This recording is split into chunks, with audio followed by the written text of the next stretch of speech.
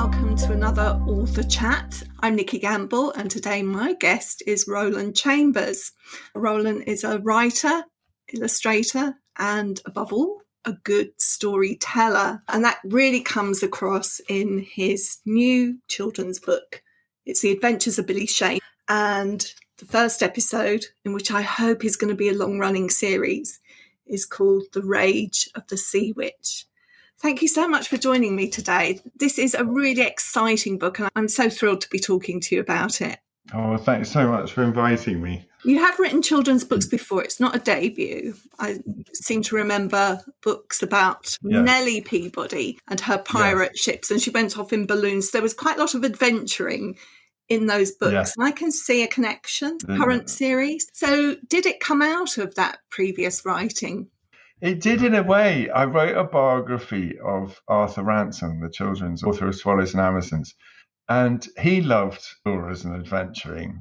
And then I wrote Nelly and the Quest for Captain Peabody from my daughter, Nelly, who had just been born. And I suppose it was influenced by that sort of exploring idea. Nelly's father is an explorer, but he might as well be a writer because he just disappears for long periods of time and lives a fantastical life. And I so enjoyed it that I then thought I'm going to do a book just about explorers. And then I thought it's such an amazing story in itself, the history of the discovery of the world, who the great explorers are, how the maps were drawn, who goes down to the bottom of the sea, who goes through the forests and discovers the coastlines of new continents. I thought it's such a huge story, and it's so difficult to decide how to tell it and who are the great explorers and who discovered who and so on.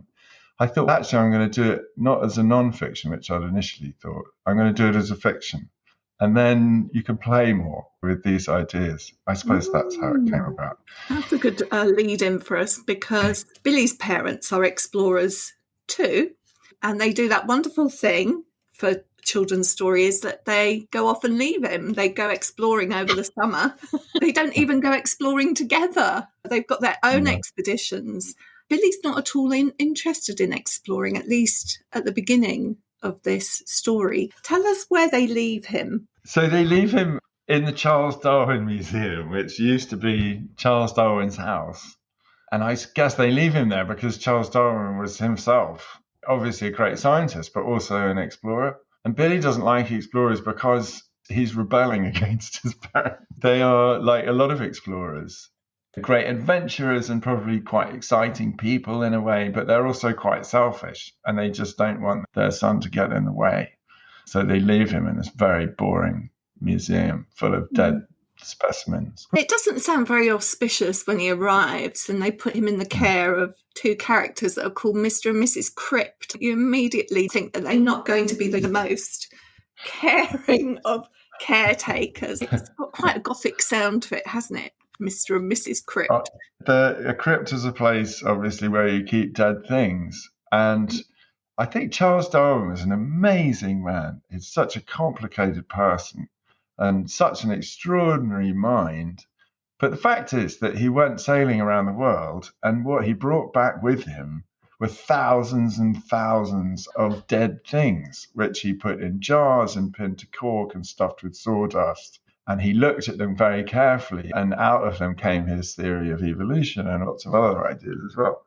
And Mr. and Mrs. just seemed like it's the perfect surname for a museum curator, someone who's just in charge of all the dead things. Actually, down in Charles Darwin's cellar is the Spirit Collection, which is this enormous collection of glass jars full of amazing different like little octopuses and shrimps and bits of seaweed and stuff, all preserved in clear alcohol. And I just think there's something super creepy about a dark cellar full of the dead.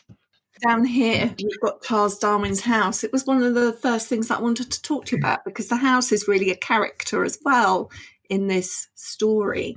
And I'm amazed that I've never been here. So I had to ask you, at first I thought it was like Snow's Hill. Have you ever been to Snow's Hill? You've got to go there. It's this wonderful National Trust property where this avid collector of things. He collected samurai suits, and then he collected 15th and 16th century baby walkers. And there's a whole room full of... Amazing. And in the end, couldn't live in the house anymore. He went to live in the garden shed because his house was full of his collections. And at first I thought that's what you're writing about. And then I realised I've never been to Charles Darwin's house. So is it a museum people can visit? It is, I think, one of the joys of writing fiction. And maybe one of the perils is that you get to make things up.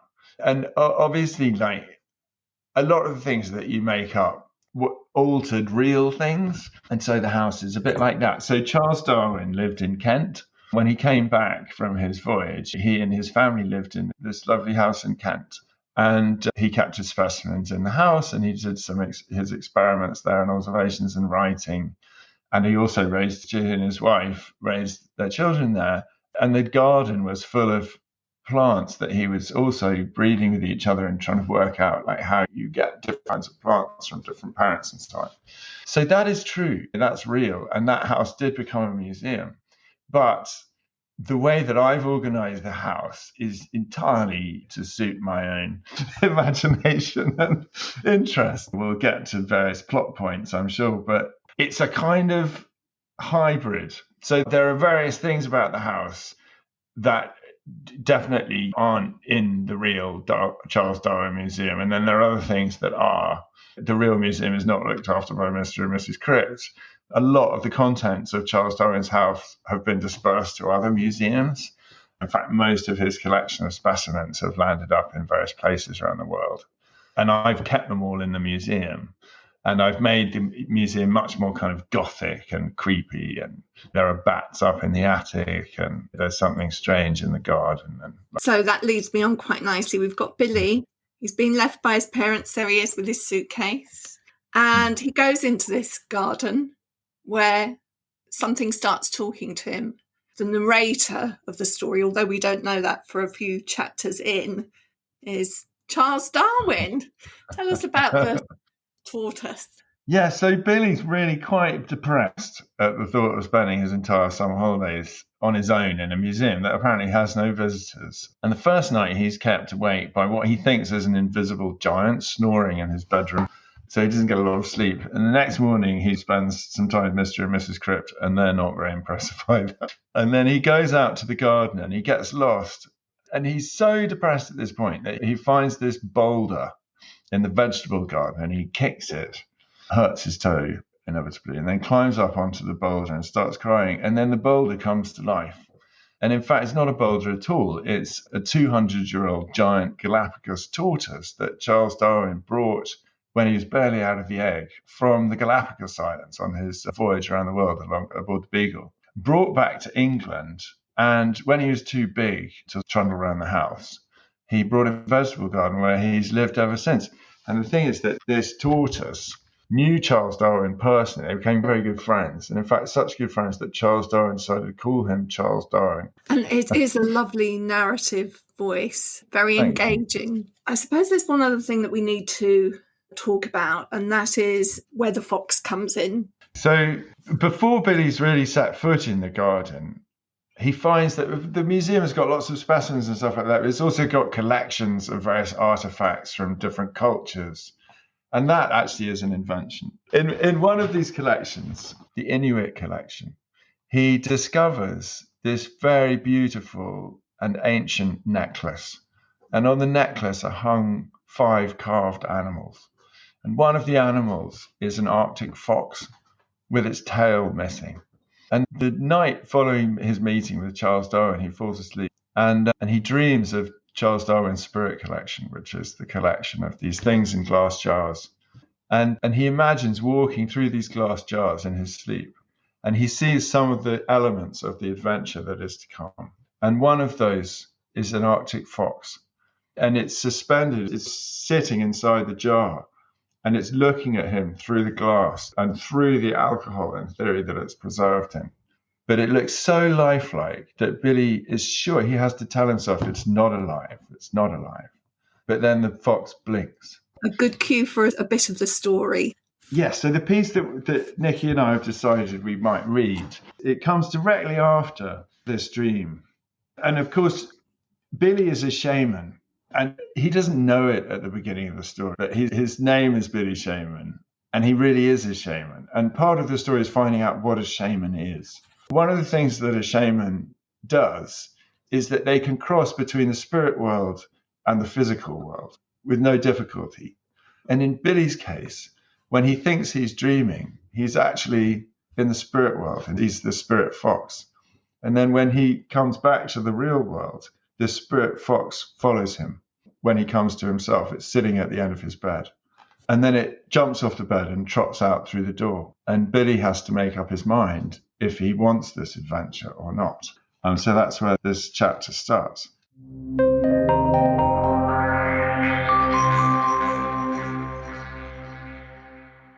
If Billy had stayed where he was, there would be no story to tell. There'd be no adventures of Billy Shaman or new ways of looking at old things.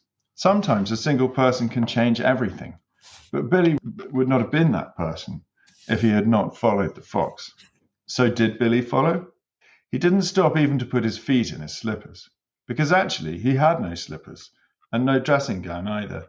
He went out of his bedroom dressed only in the pajamas his dad had given him for Christmas, which were decorated with cactuses. Although you may feel that these details are unimportant, you will see that they matter. Many explorers have discovered too late that simple things, a pair of socks, a box of matches, make the difference between life and death. In the corridor, his guide was already trotting ahead, down one flight of stairs and then another, along the corridors, past rooms with useful signs, the Finch collection, meteorites, moths, and butterflies. In the dark, the fox's white fur shone like a lamp. In the moonlight, it almost disappeared, but it never hesitated or allowed Billy to fall too far behind. Now and then it looked over its shoulder to make sure he was still there, until it stopped by a door that Billy recognized. Inuit collection, read the sign, and Billy knew what was inside because he had visited the room already. He remembered the necklace and the comb and the empty suit of clothes. But now a breeze blew around the door, so cold it froze his breath, and there was a noise, too, that made him think somebody had left a window open. It was not reassuring, but when he looked at the fox for some sort of explanation, it gave nothing away. It stared back at Billy with its bright black eyes, and then, with a swish of its white tail, it walked inside. This time Billy did hesitate, and even the greatest explorers have felt that way as they boarded a ship or cut the anchor rope of a hot air balloon or set out into the wilderness at the head of a train of mules. Behind him was the warm air of summer blowing in through the window. In front was the cold air of an unknown world, but it was the cold that drew him. In the corridor, Billy had stood in silence. Everything had been quiet. Inside the room, a storm raged. It filled his eyes and mouth. It roared in his ears. It swallowed the ceiling and walls. When he turned to find the door, it had gone, and the fox, his guide, had deserted him. It had disappeared into the shrieking chaos that bit through the thin cotton of his pajamas. Now you will see what I mean when I said earlier about the little details. What a difference a pair of slippers would have made, or a nice warm quilted dressing gown, or any dressing gown. But Billy had nothing but his pajamas, decorated with the cactuses his dad had picked out specially. Cactuses, so close to the North Pole.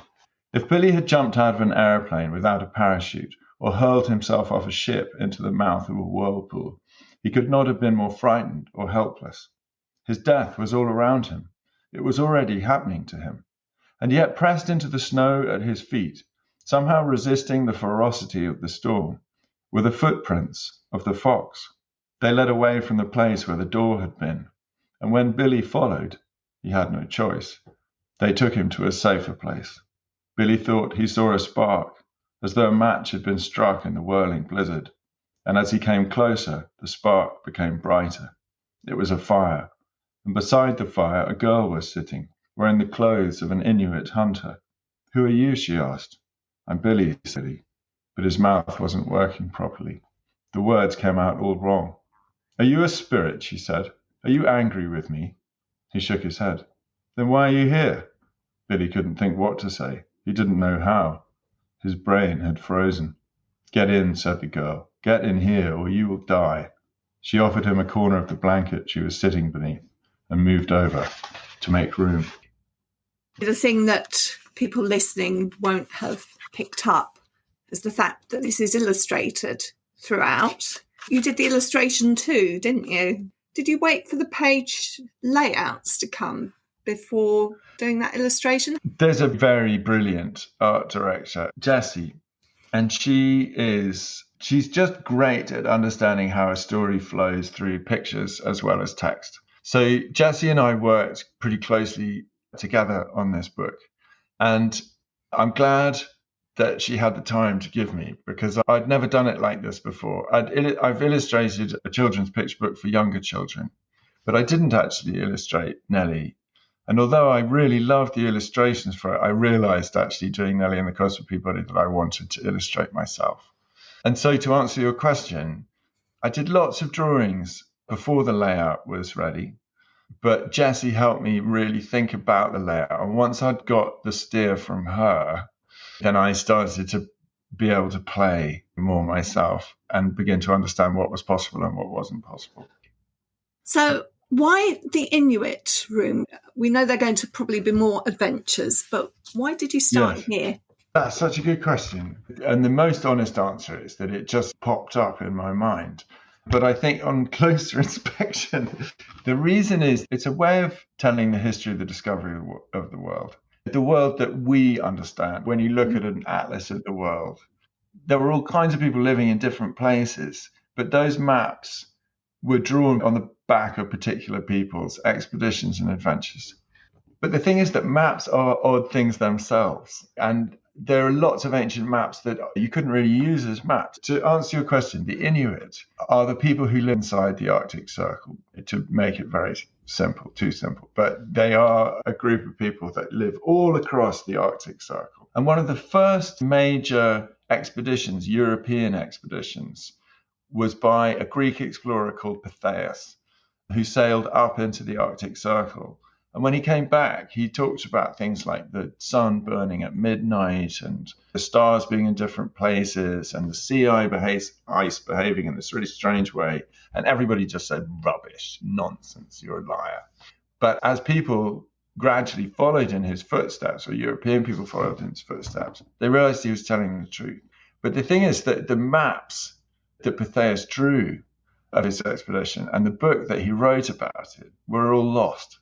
And so the reason why I chose the Inuit collection and this particular moment in the history of the discovery of the world is that the place that Pytheas discovered became an almost mythical place. Nobody knows exactly where it is.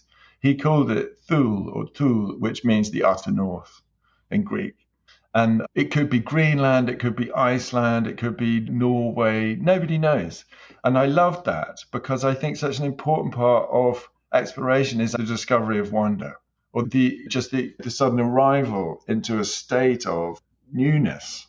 And so it's this constant refreshing that is the most important part of exploration, really. Charles Darwin was a scientist, and he was interested in getting things precise. And so was Pytheas. He was interested in astronomy and nighttime navigation, all that kind of thing. But that sense of just being present at the creation of the earth, which is really what, like, you're the first person, you're like Adam and Eve or whatever. That's not particular to a place. You just are here now. That's why when Billy goes to the north, it's just white. Everything's white, like a page waiting to be written on. And that's why it was such a kind of a great place for me, I felt, to start this whole series of adventures.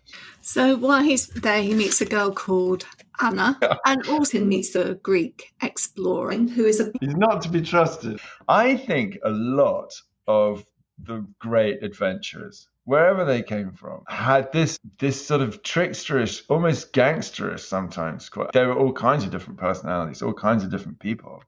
But to have that sort of unbelievable optimism and just that confidence that whatever comes at you, you'll always be able to find a solution, always be able to find a way through, often goes with, let's say, a moral flexibility.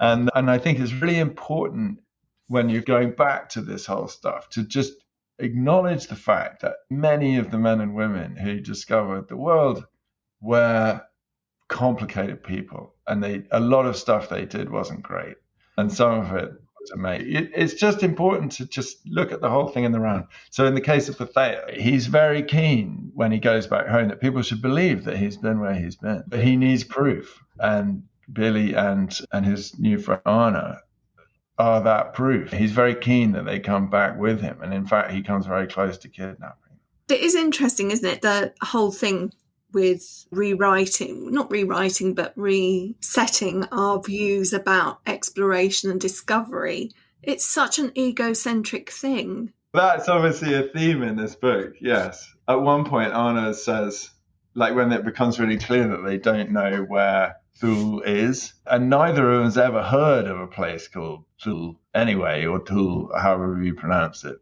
And Ahnah says, I've never heard of it, and I live there. It is egocentric, but it's something we do all the time. Any child who goes out into a strange place, they feel like they're discovering it for the first time. You go and stay when you're a child at a friend's house in the countryside if you live in the city, and like maybe you're the first one to wake up in the morning, and you go down when everyone else is asleep, and maybe you go out to the garden. You are the first person who's ever been in that garden. Even if it's nonsense, that's how it feels. And so it is egocentric, and yet it's how we operate. It's what people do. And obviously the flip side of that in the books that I'm writing is that Billy is a shaman. And it's part of being a shaman that you don't just discover things and write them down in a little book.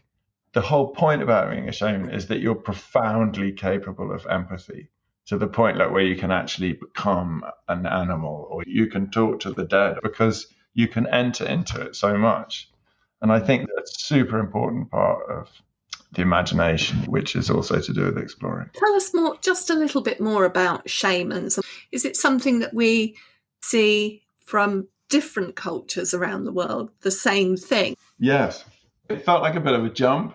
Charles Darwin on the one hand, shamans on the other hand. But actually, they've got quite a lot in common. Shamanic culture comes from animistic culture, and basically all over the world. Before there was what we think of as religion, theistic religion, where you believe in a particular gods and so on. Almost all cultures have a tradition where they believe that the whole world is alive, not just ordinary living things, plants, animals, but like rocks and water and the sky. And the whole thing is singing the same song. And the shamanic culture comes out and is part of the animistic culture. A shaman is not a priest. It's like shamanism is not a religion. A shaman is someone who is very receptive to that universal sort of spirit that speaks through everything. And there are shamans in the Inuit culture. There are shamans in Siberia. The Druids were kind of shamans, and they all have this thing in common where they can travel into the spirit world. They can go down to and talk to the dead when they're in a trance. Time is all present, the past, the present, the future, because the whole thing is happening simultaneously. So in a way, that's very important to me when I'm telling this story, because it's quite important that Billy be able to travel backwards in time. But because he's not a shaman, he's going to come to realize that actually he's not so much traveling in time. He's traveling through the spirit world. There are lots of connections with contemporary science if we think that time is not linear. I'm really glad you think so, Nikki, because I really feel that's true. Part of the idea of being a shaman is that basically there's this commonality with all animals. You know, that humans aren't better than animals, they're just another animal. And actually Charles Darwin, when he was studying the history of life on Earth, apart from the fact that he realized we all came from a common ancestor, he felt like that what he called the highest animals, like mammals and so on, that their brains are wired in a very similar way because their sensory connection, their interface, eyes, ears, nose, they're very similar. So he felt that we understood much more about what animals thought than a lot of people would like to admit, especially when they're doing unpleasant things to animals. And as a result, Charles Darwin became a vegetarian and stopped believing actually in a Christian God in a really straightforward way. When his family went to church on Sundays, Charles Darwin would go for a walk. So I'd like to feel that these connections, definitely modern science, looking at and quantum physics and so on, but also just that sort of modern biological view that which is quite similar to the kind of animistic or shamanic view, that actually there's a lot more in common about living things. One other thing that struck me is this idea that now we have these wonderful museums. The British Museum is an incredible place to visit, but they are full of things that don't belong to us, really. Yeah. So an interesting point for children to think about. Was that in your head as well when you were writing? Yeah, very much, very much. And in fact, it's Billy's job, rather daunting job. He discovers from this Inuit sea witch, Sedna, who turns out to be a very powerful shaman. He finds out that his job is to return all of the unhappy spirits of the things in the Charles Darwin Museum to the places where they want to be. So one of the main themes in this book would be the idea of belonging, which is a sort of double meaning, isn't it? So there's this idea of where you belong in terms of like your home, and also who owns something. It belongs to me, you say, but then you say, this is where I belong. And those two things have a really interesting relationship to one another, because I think there could be no exploring, there could be no change, there could be no evolution if things didn't travel around and exchange ideas and have accidents and compete for things that they love.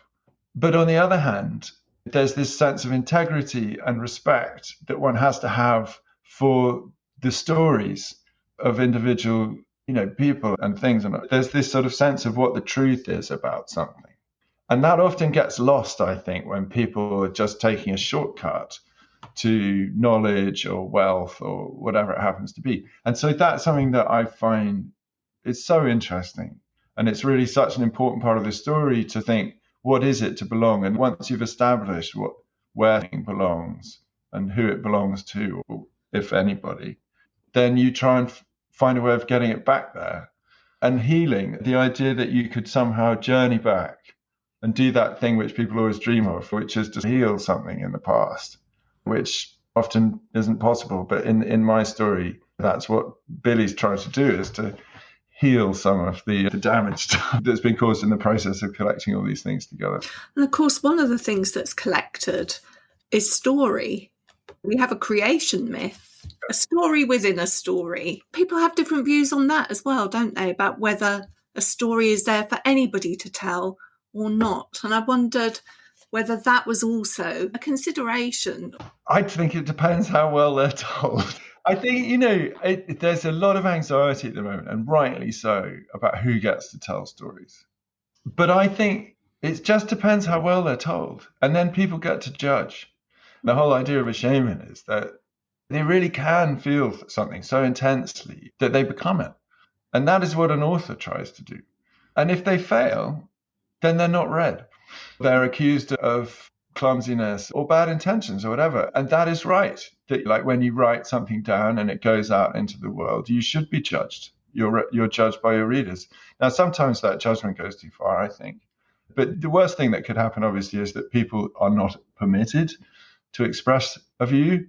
There are certain situations in which they shouldn't be allowed to express a view if it causes violence. But I strongly feel that it is the job of an author to try to get it right, to try and tell a wonderful story, to make people fall in love with that story and to live it for themselves. That is the whole purpose of writing, or almost any kind of art. And you're judged according to how successful you are, that's all. So what I want to know now is, as much as you can tell me without spoiling it for us, we know that there's a second adventure coming. What are we allowed to know about what happens to Billy next? I'm writing it right now, and I must say I'm really enjoying it. In this book, Billy's gone back to this moment where Pytheas discovers Thule, but he goes back to that moment from the point of view of someone who actually lives there. And in the next story, he's kept awake by somebody crying. And in investigating who is crying, he finds the classroom where Charles Darwin's children took their lessons. And on the teacher's desk, he finds the hoof of a horse that has been hollowed out and turned into an ink, which is slightly horrible, really. But also it's a very beautiful object. And anyway, it turns out that this, without wanting to ruin everything, that this hoof belonged to a horse called Oxhead that was named after Alexander the Great's horse. Bucephalus. Objects that are made from animals, tiger skin, things out of elephant tusks. There are lots of things that are made out of animals that have been hunted and have been trophies. And in the modern world now, today, is it more disrespectful to get rid of them or to keep them? It would be a terrible thing to throw it away, but it's a terrible thing to have it too. No, I totally agree. I think the difference between sort of philosophy and writing stories is that philosophy tries to generalize. In a story, you have this luxury, which is, it's not a luxury. It's not a generalization. It's a really particular thing. So I think there's a trade in elephant tusks. And in order to try and stop poachers from taking the tusks of elephants and turning them into nonsense, but expensive nonsense, the people who are trying to protect the elephants, they made this huge pile of tusks, millions and millions of pounds worth of ivory, and they burnt it. And the question is that a waste of ivory, or is it a way of discouraging the poachers? I think that was a good idea. It just says, we're going to burn what you think is money, and actually we'll cut the tusks off the elephants rather than allow you to poach them. But in another case, you could have a tusk that came from, say, Hannibal taking the elephants over the Himalayas. You would never throw a tusk like that away. So it's particular to the story. And in the case of this hoof, it belongs to a horse that was in the War of the Heavenly Horses. And the War of the Heavenly Horses was between the Emperor Wu of China and a king of the city, which was the easternmost city of Alexander the Great's empire. And basically it was over these amazing horses that Emperor Wu called the Heavenly Horses because he'd seen them in a dream.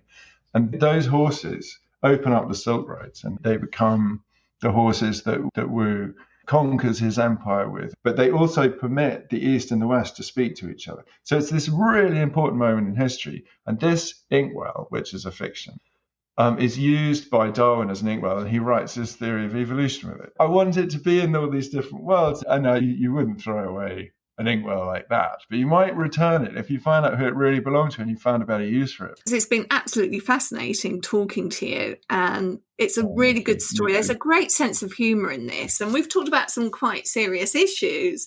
Anybody that goes out to the Arctic in pyjamas with cactuses on them, it's funny. But there is depth to it, as our conversation has revealed. And I can't wait to read what happens to Billy next. Thank you so much for talking to me today. It really has been a pleasure. Thanks so much for inviting me, Nikki. I've loved talking to you.